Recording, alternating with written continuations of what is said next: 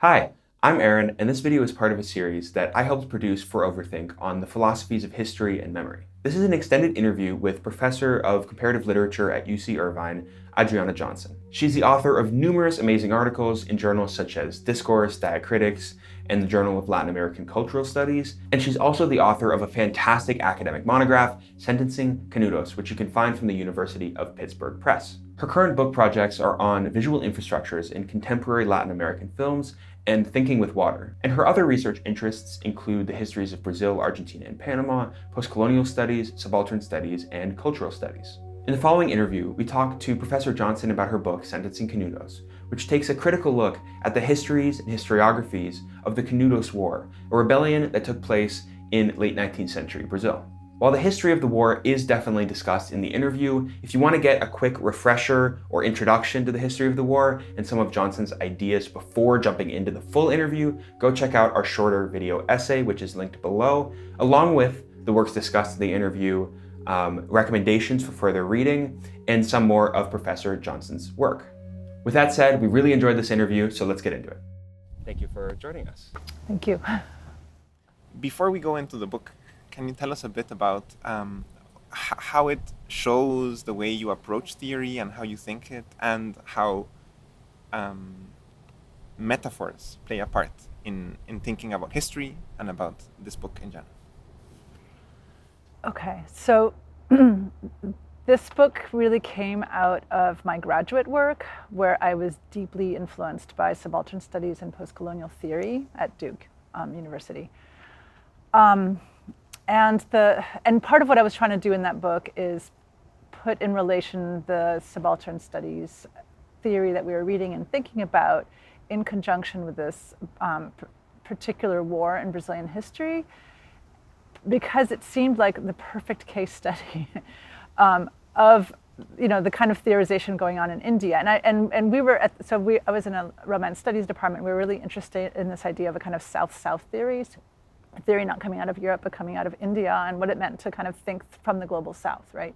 So again, Canudos seemed like a perfect example to think through. And it just matched so clearly some of the kind of analyses and texts that were coming out of the Subaltern Studies group in India and their analysis of 19th century documents and how both colonial authorities, but then also national authorities related to insurgencies in India. So this was like a 19th century rebellion in Brazil, and it was like they mapped onto each other so perfectly. I thought, why has no one done this before? So it kind of emerged out of that. In terms of how it relates to my current work, I think one of the things that really happened after that book was that I was thinking that in order to think about contemporary problems today or the contemporary world today, like the nation state and the theories of kind of politics that comes out of the nation state like just weren't making sense as accounting for our contemporary reality. So I tried to figure out ways to think beyond what I think of now as the politics of representation, right? Which is basically how the nation state is supposed to work. So I've been searching for alternate languages to think about how power and politics and culture works today, and this has taken me to the whole infrastructure bit. So in some ways, my current work is really a move away from the whole paradigm, but curiously, I found myself more recently coming back to some of those discussions in my interest now in kind of eco-criticism and thinking about climate change and environmental disaster. And so some of the writings about how to think about, so how to give form to changes happening in the world today actually like take us back to some of the same, I think, issues as subaltern studies. And in fact, one of the subaltern studies historians that really interests me, Dipesh Chakrabarty, he himself moved from kind of classic subaltern studies to thinking about climate change in the Anthropocene. So I've been really interested in following his trajectory and kind of accompanying it to some extent. So I think I'm going back to some of the issues that animated this early book in some of my recent work now. My interest in metaphors actually comes out more recently and comes out of teaching. I taught for many years an intro to theory class so kind of lower division class, and where I was reading kind of basic texts in philosophy and theory. So I started with Plato's Cave and then Foucault and Derrida and Marx and Freud and so on. And one of the ways I thought to like try to make the class intelligible to students was saying like, all theory is built on little scenes. Because I didn't want them to approach theory as this is something that you apply to text, right? I want them to think about the ways in which theory is itself literary and in which the literary or the aesthetic is itself theoretical. So one of the ways I did it was thinking like every single piece of theoretical writing always depends on this like mini literary scene. Like, so Plato's Cave, it's a literary scene, right? Foucault's Panopticon, it's a literary scene. Marx, often the idea of the kind of structure and superstructure, that's a literary, so I'm trying to get them to see that there's metaphors. And we read Nietzsche's famous text on metaphor, right? Where he says basically all concepts rely on metaphor. There's an aesthetic base. So I really use the kind of Nietzsche text to kind of have that idea. So since I was teaching that class, I've really thought more and more about the ways in which our theories depend on metaphors that we don't think about. And the main one being sight, right? Seeing and sight. So the association is with knowledge, like I see this, right? I understand. So seeing is about understanding, and I think about the ways in which that limits our understanding of what understanding is if we're always processing it through sight. So that's like just, let's say, one way I've been thinking about it. But yeah, I'm interested in and then I think sometimes if we want to rewire our thinking, part of what we have to do is come up with different metaphors, which is partly what Nietzsche was saying too. So I've been playing around with that in my own writing. So in your book, Sentencing Canudos, you contrast your approach to history to a common one in the field. And you do that by talking about how historical texts are often represented as a dusty window that you see through and behind which is this like historical fact of the matter. And you present a different metaphor, which is the black hole, where historical events are only ever outlined and not ever directly seen or accessed. Could you tell us just about that metaphor and what intervention in thinking about history it speaks to? Okay. This is really what I learned from subaltern studies, so I don't think it's my own insight. But the idea is, if you think of documents as basically just windows into the past, you still assume that you can see something behind it, that it's giving you access to that somehow. And I think, and that it's representing it somehow, right? There's a kind of, it goes back to the theory of mimesis, that it's an impression of that. And what I was trying to suggest from what I had learned from subaltern studies is that documents like this text, those sertões that I was analyzing, it is in itself an artifact, and you have to study it as an object itself with its own logic, rather than thinking of how it gives you access to something else. So it does bear the traces of other things. And this is why I went to the kind of black hole metaphor, because it's something that we can't see, in fact, but we know it's there.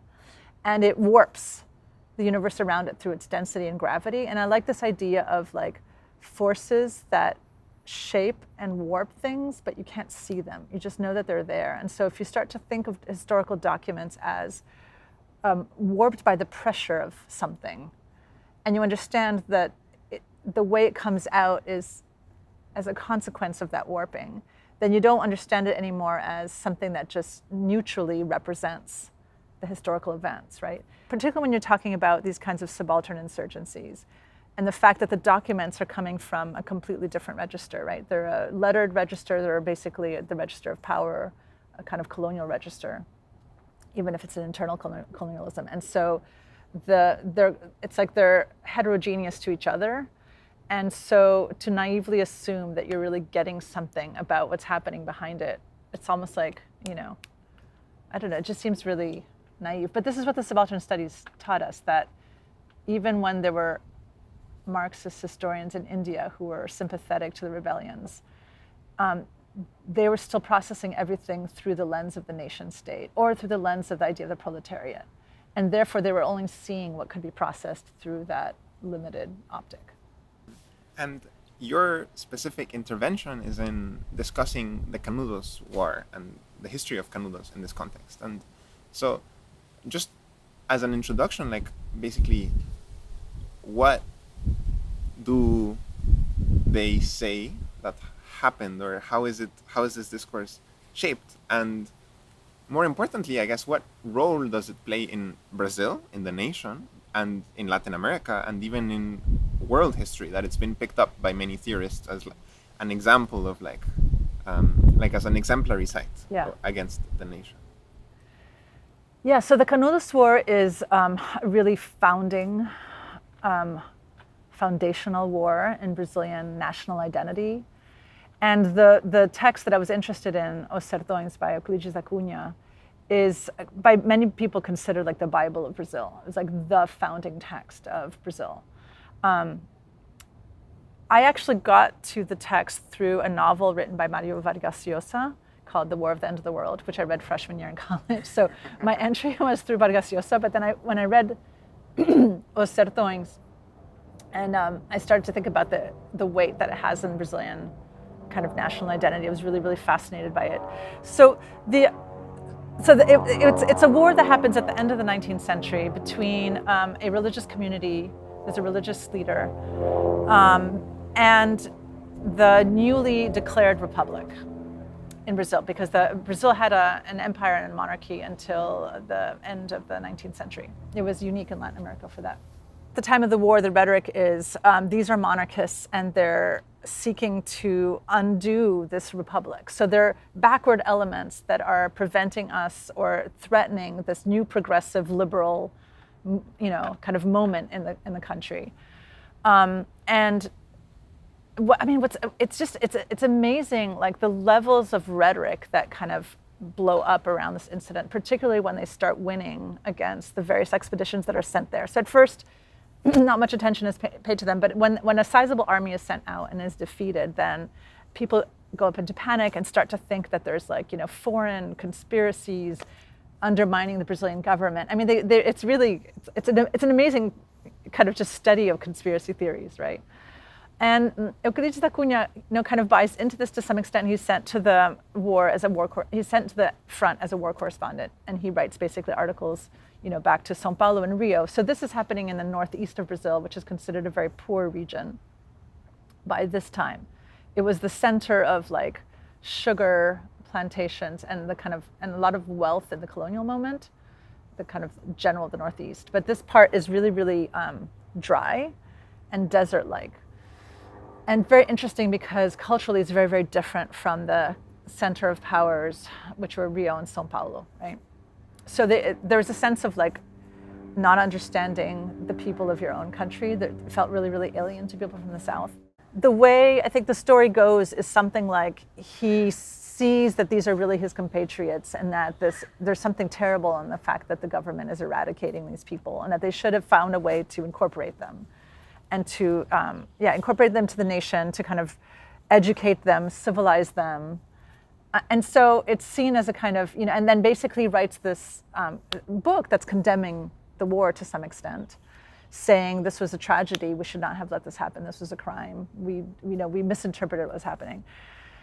And so the interesting thing is that this text is then seen as somehow, he's speaking for this community, is the structure, right? He becomes the voice of the voiceless because he's condemning their destruction. And I was really interested in interfering with that assumption. And what does it mean that that the only way that we can understand this community is as it is processed and processed and articulated through him.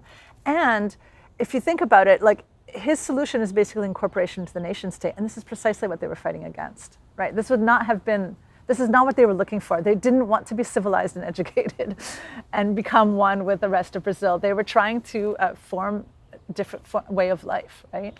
So I was trying to at least throw a wedge between his representation and whatever the community was doing. We don't know what the community was doing because all of our representations are filtered through, it's all mediated. But at the very least, we should doubt that that's somehow the true expression, right? So that was the book project. So the book is called Sentencing Canudos. And in the book, you talk about how it has become part of the narrative as Canudos, but the residents called it something else, Belo Monte. This seems like the kind of thing that historians might want to correct, I guess. That like it actually wasn't called this, that this name was part of this process of writing a narrative into power. Mm-hmm. And so it's interesting that you continue calling it Canudos, but that speaks, I think, to part of your approach to history and maybe your approach to this kind of tangled web of representation? So part of what's interesting is there's been like recent, maybe in the last 30, 40 years, there have been historians that have tried to kind of go back to the real Canudos and kind of unearth what's really there and correct the descriptions of Canudos as this, because it was described in Acuña's text, even though he was sympathetic, it was still described as, this kind of barbarous community, completely suffused by religious fanaticism. They were, prepared to die to the very end. So there's this sense of extremes, right? And more recent historians have tried to go back and say, okay, let's figure out, how did they actually survive? How different were they from neighboring communities? That kind of tracing the connections and figure out the ways in which it's not just this, alien incrustation, but actually just a normal part of the landscape, which I'm really sympathetic to. And I'm interested in those attempts to kind of represent it otherwise. But I think the problem is that it thinks it can bypass the way it was sentenced to history. And I think that can't be undone, right? And so I think that that's a way of promising another real access. And I think part of the complication of something like Canudos, it's so overdetermined, it's been so overrepresented in so many ways that you can't get at the real kernel of what it is. And this is why I'm not a historian, because historians think that you can. And that's a different disciplinary project, but I'm really interested in the ways in which it was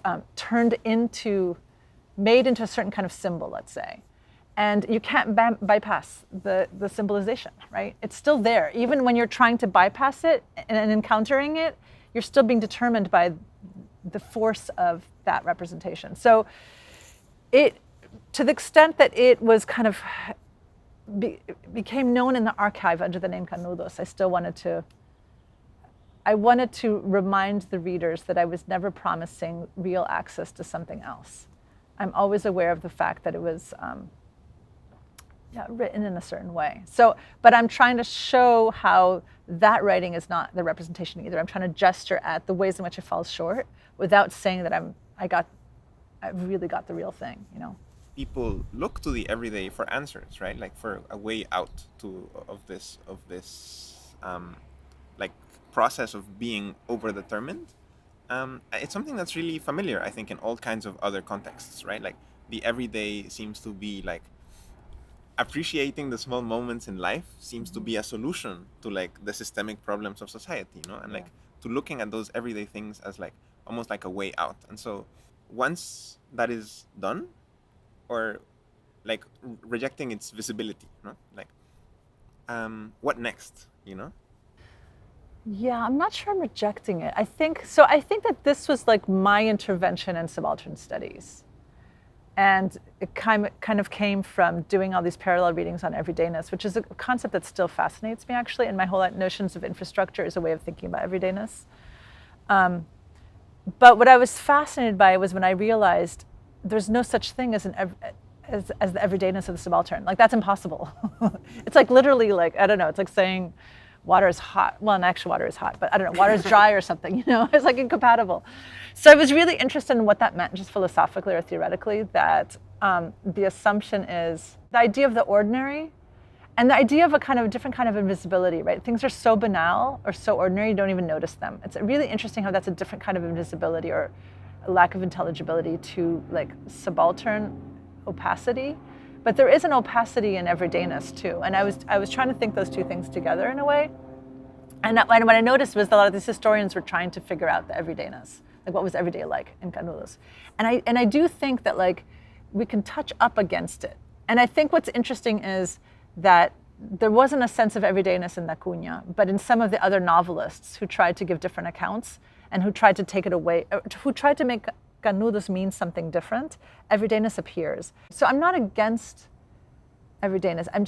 I also don't want to naturalize it, if that makes sense. So again, it's a rhetorical device too, and I was interested in why some other people were using the notion of everydayness, where we're able to imagine that the people of Canudos had an everydayness, but Acuña was not. And so I don't know if I've resolved it, but it was an interesting conundrum to think about.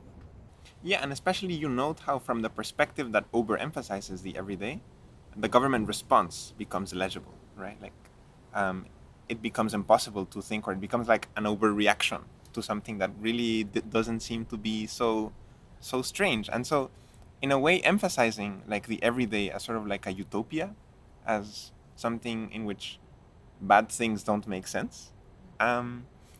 While I think you note convincingly that it's not the only way forward. Yeah. So like, I guess the question is like, why is this utopian mode of thinking not satisfying, or why should we accept that an ordinary Canudos is impossible? Well, the weird thing is, I think that there was an ordinary Canudos. I just don't know if what is ordinary to them would seem ordinary to us. And I think so. This is personal. This comes from being dragged around to lots of different countries as a kid, and everyday life is so different in different countries, and what people notice or take for granted is so different. So I'm super sensitive to that. So, and one example would be this moment where this priest, was sent, because there's all sorts of like really interesting historical documentation of moments even before the war, right?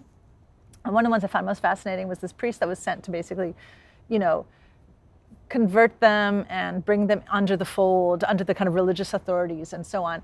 And he said, oh, no, you don't have to fast all the time. You can, eat meat on, what is it? Like something like you can eat meat like once a week or something. Because I think these people did not have access to meat. Like for him, it would be normal to just you can just eat meat once a week. It's okay. It doesn't, you don't have to fast to such a degree. And for them, it's like that, it was a level of abundance that would have seemed completely out of the ordinary. So that's what I mean. Like the notion of what is everyday and normal is not the same, right? It depends on what your perspective is. So this is why I think it's very easy to kind of paint this picture of this peaceful agrarian, community where everyone was more or less equal, and I think that does a disservice to Canudos too. I think because it's a projection of how other people want, what other people are looking for, and it's kind of like a pastoral fantasy in a sense. So, not that I think that it's bad to have such fantasies, but I think to somehow claim that you're also getting Canudos right, that's a disservice to the community, because I think once again you're turning it into something that's useful for you. You see, the point of subaltern studies is you take something and you insert it in another narrative, and there's a different subject, and it means something different. Like whether you turn it into the narrative of the nation state or the narrative of proletarian revolution, or I don't know, or utopian communes or something. Yeah, it's not necessarily what the community was doing. I want to talk a little bit about, you mentioned the nation state was important in your thinking, and how the nation state relates to culture and sort of uses culture and history in its own project. And there's an interesting point in the book where you contrast Canudos to other riots, rebellions going on at the time, which were written into history differently. I'm thinking particularly of the riots about the scales. Yeah. And so could you tell us a little bit about how, maybe thinking about what made Canudos particularly different, or how it got taken up by history differently than maybe other similar things going on at that time, and how that relates to the role of the nation state? Yeah, the Quebra-Quilos riots were really interesting because they happened roughly 20 years before Canudos, as a reaction to the introduction of the metric system in Brazil.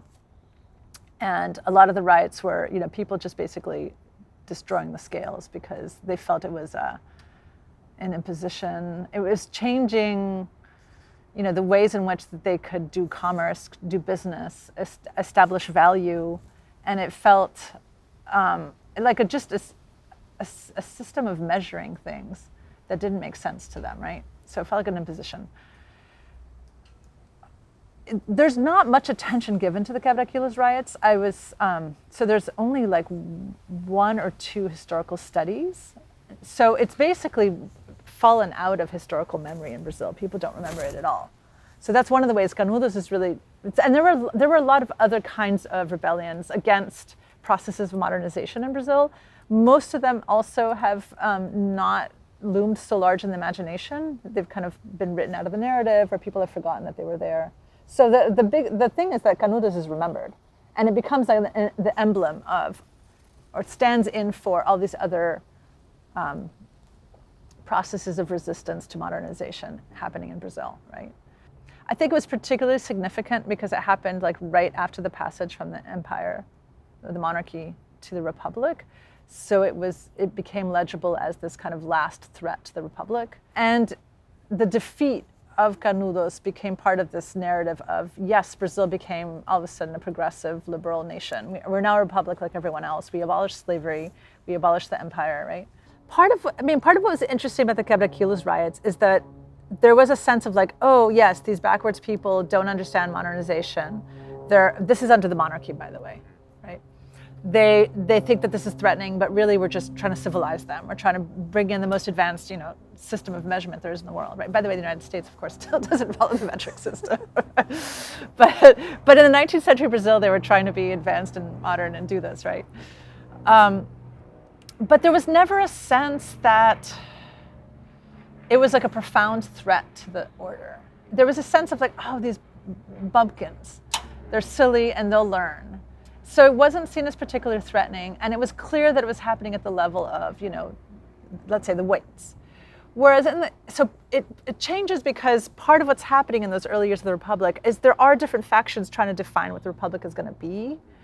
And there is a sense, the narrative is now we have to save the Republic from the forces that might want to take it back to monarchism. So there is a sense that there's more at stake. But it gets turned into, it just gets blown out of proportion. And it gets turned into this like symbol of religion in a way that I think the question of religion comes in and gives it a different face. But a lot of the people who came into the community seem to have come in purely for economic reasons and not religious reasons.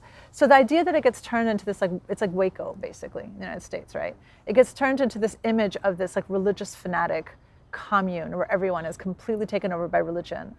And secular matters are not part of the issue at all. So I think that was interesting, the fact that religion became kind of the face of the community. I was just trying to understand like what other factors were there and why did religion become, or this religious idea of kind of fanaticism and religious fanaticism, why did that become the face of this? And I think part of it had to do with the way the nation state was trying to establish itself as, as secular, as liberal, as modern, and so on. So religion was particularly threatening, or that kind of religion, right? I want to return to the central metaphor of sentencing history. And that has two sides to it, which for me was just an amazing way of just thinking about history itself.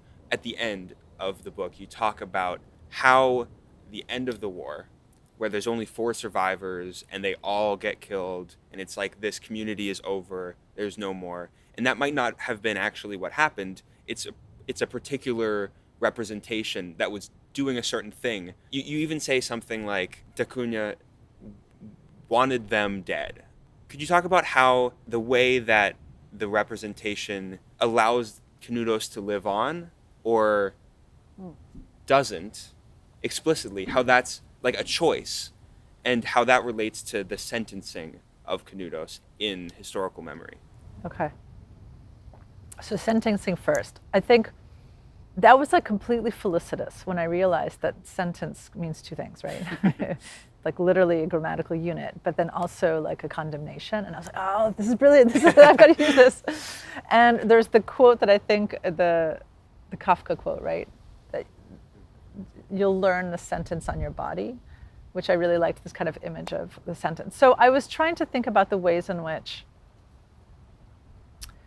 what seems like, let's say, if you think of a sentence as a grammatical unit, you think of it as a neutral description, like just a grammatical unit. It's not doing anything other than just, putting together language in a certain way.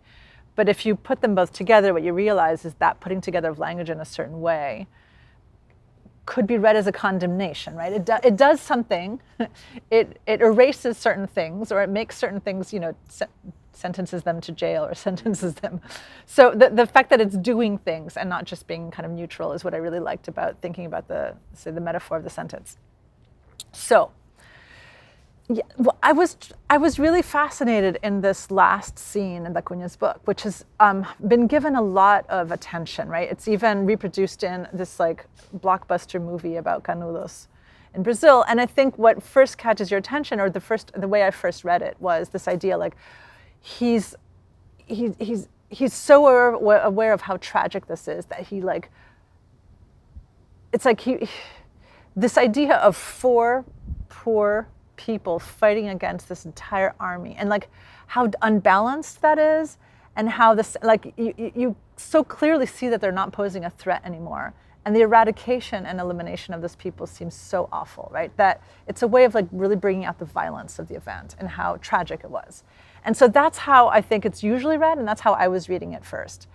And then when I started to realize that there were a lot of accounts of, in fact, survivors, and I was thinking like, what? So then I started to wonder like, why? So did he need there to be only 4 last people who were wiped out? And what would that mean then? So that kind of shifted my thinking on this scene. And instead of seeing the kind of violence and tragedy that it brings out, I started to think about the ways in which, on some level, he needed the closure that it brought. Because in some ways then, Canudos lives on through him, right? He becomes the spokesman, he becomes the last link, the kind of testimony, the witness to this disaster, and the one who kind of comes forth and like brings it to the world. It doesn't exist independently from him anymore. He's the survivor in a sense, right? So I think that's, I started to then, and then I started to, pay attention to these other representations of survival and how it would trouble the way in which,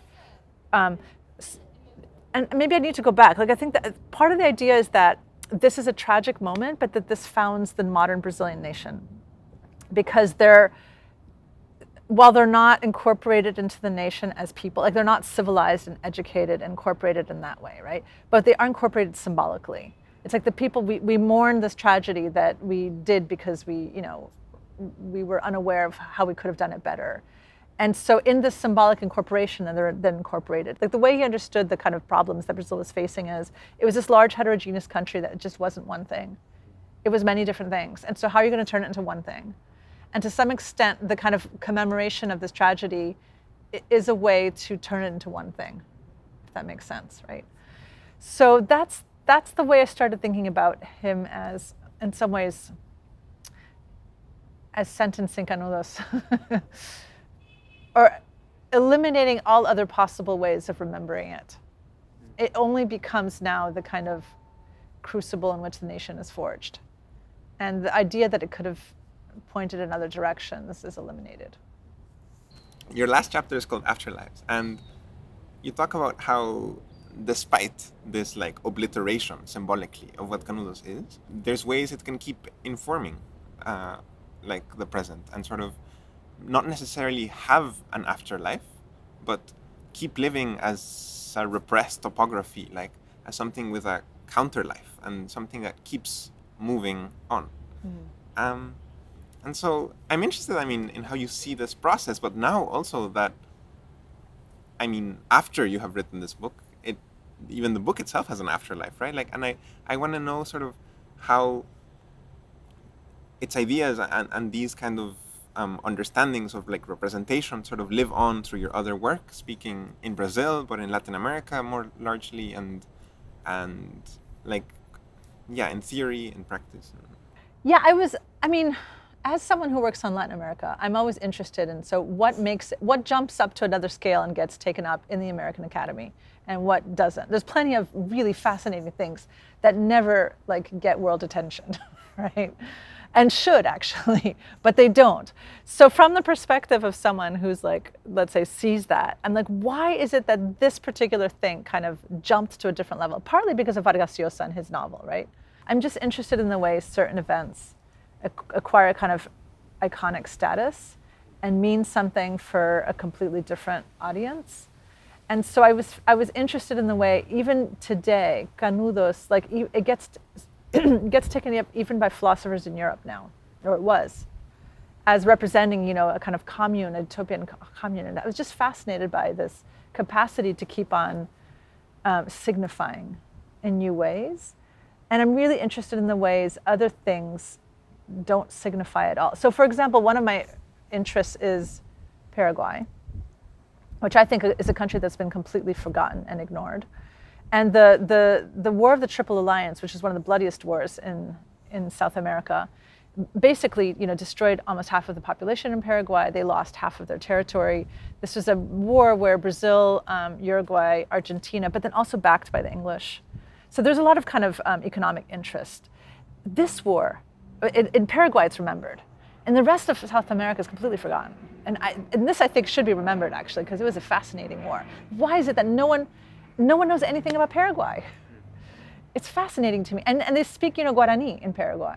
And they speak Yopara, which is also like a Guarani Spanish, like Creole, basically.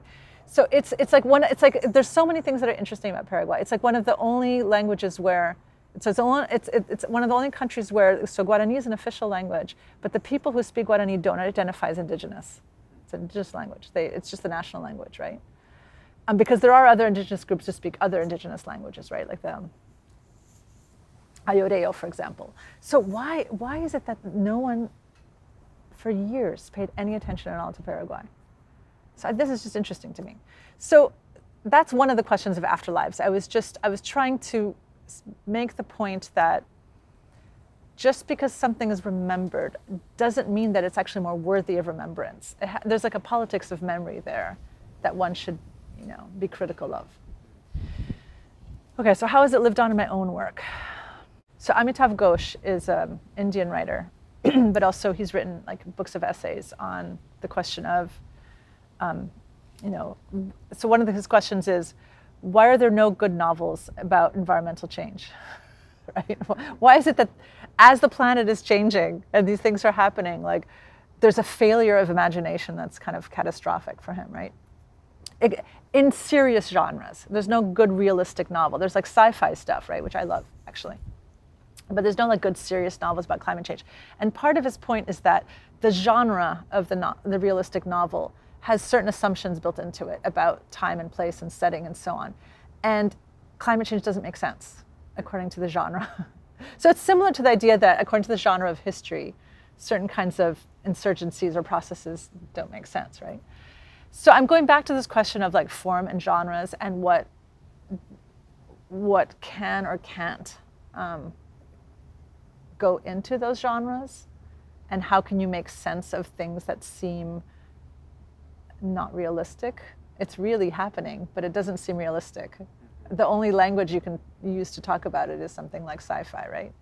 So I have a piece that's coming out probably next year on this Brazilian filmmaker called Kleber Mendonça Filho. He's from the Northeast, and he has this like small film called Recife Frio, which is about the city of Recife. It's like a short film of about 30 minutes.